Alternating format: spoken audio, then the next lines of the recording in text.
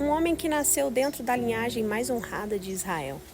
Era filho do rei Josias, o último grande reformador espiritual, descendente direto de Davi, herdeiro de promessas antigas, alianças eternas, de um trono que carregava história e também esperança.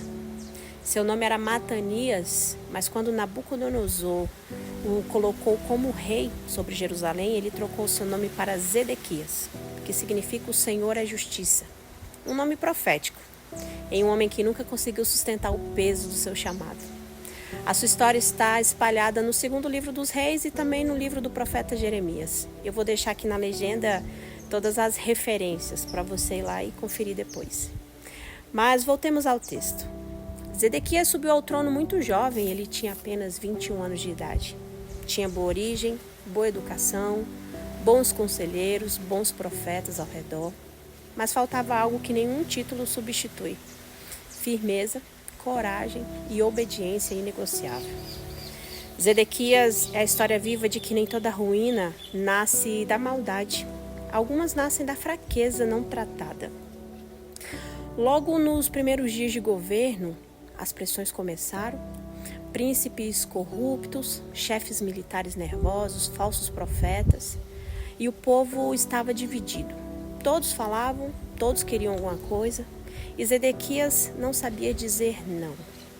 Aqui eu aprendo uma lição importante, que quem não sabe dizer não às pessoas, acaba dizendo não para Deus sem perceber. Jeremias, o profeta fiel, se aproximava dele continuamente, quase que todos os dias. Trazia palavras claras, direção firme, instruções que só o céu dava. O caminho era simples, mesmo que duro. Ele dizia: renda-se à Babilônia. Deus está usando isso para corrigir Judá. Mas Zedequias tinha medo.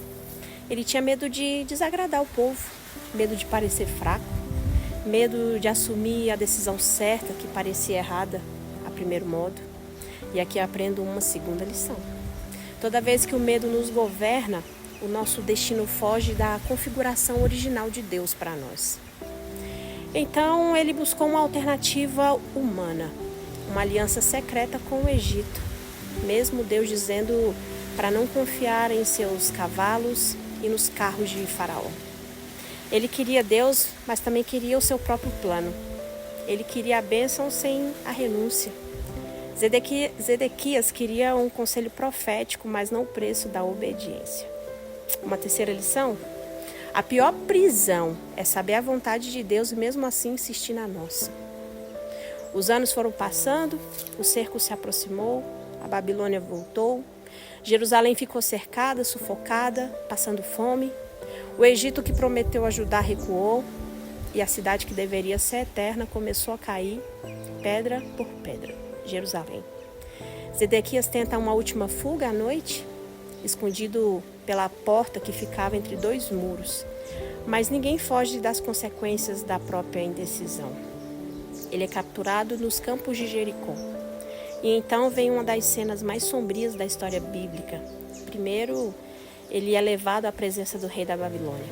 Depois, seus filhos são trazidos à sua presença e Zedequias vê com seus próprios olhos os seus herdeiros sendo mortos, um a um.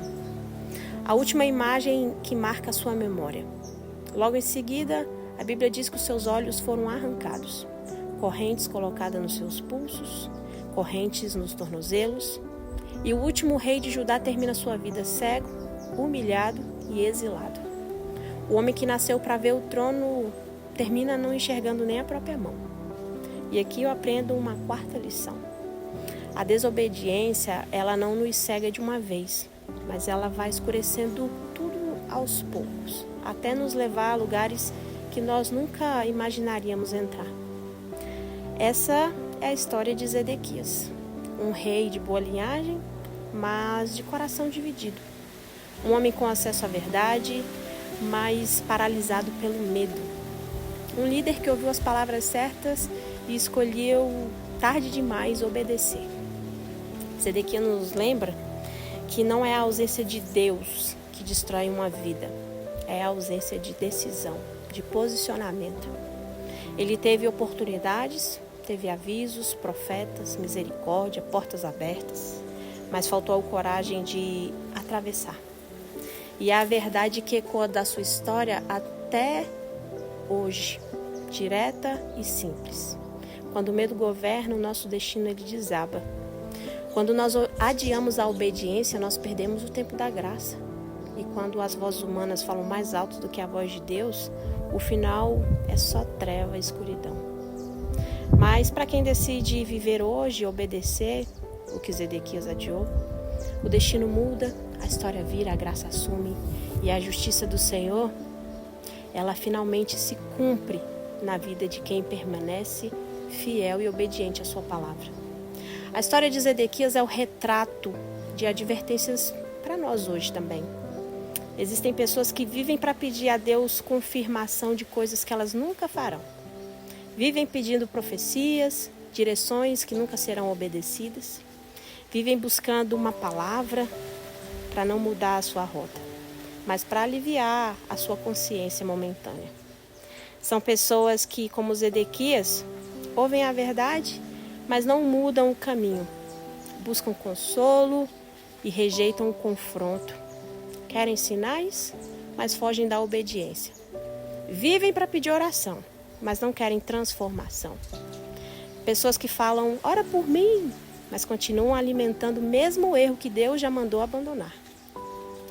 Porque o problema de Zedequias não foi a falta de aviso, foi a falta de decisão. Não foi a ausência da voz de Deus, foi a ausência de coragem para tomar decisões e seguir. E é por isso que a sua vida nos alerta até os dias de hoje. Não adianta pedir direção se você não está disposto a seguir o caminho que Deus irá te direcionar. Não adianta ficar pedindo confirmação se você já decidiu o que vai fazer. Não adianta ficar pedindo profecia se a sua vontade fala mais alto do que a voz de Deus. Zedequias ele teve tudo: linhagem, avisos, profetas, oportunidades, misericórdia. Mas lhe faltou a única coisa que sustenta uma vida de fé: obediência imediata, coragem espiritual e decisão sem volta. E assim a história dele termina com essa advertência. Quem vive pedindo direção, mas nunca obedece, acaba vendo o seu destino escapar pelas próprias mãos. Mas quem decide viver em obediência, mesmo sem entender de imediato, ele muda o futuro, ele honra a Deus e ele vive aquilo que Zedequias recusou: a proteção do céu e a preservação do seu propósito. Que Deus te abençoe. Olá, meus irmãos, se você quer aprender mais da palavra de Deus comigo, adquira a minha apostila, o meu e-book, meu material de apoio para você aprender a interpretar a Bíblia da forma correta e fazer a aplicação devida aos textos bíblicos. Deus te abençoe. O link está na bio.